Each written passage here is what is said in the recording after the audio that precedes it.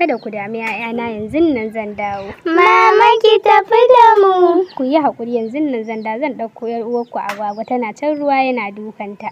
Ko ina ta yi ma yauwa ga ta can ta shiga ruwa. Wayo mama tanyi.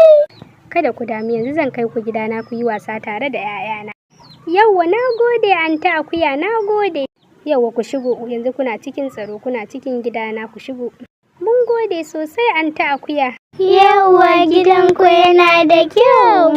Yauwa ku shigo ku zauna, ku zazzauna, yanzun nan zan kawo muku abinci, ku zauna ku huta. Yauwa Anta Akuya mun gode, a rufe mu da kyau. Yauwa kada ku damu, kowa ya zauna ya ci abincin shi sosai, ku ci abinci cikin aminci. Kai amma Anta Akuya abincin yayi daɗi. Kada ku damu, insha Allah zan rinka. Sista Agwagwa, wai har yanzu kina tare da wannan kwakwis ɗin? Ke rabu da shi wannan mayaudarin, je mu kwanta kawai.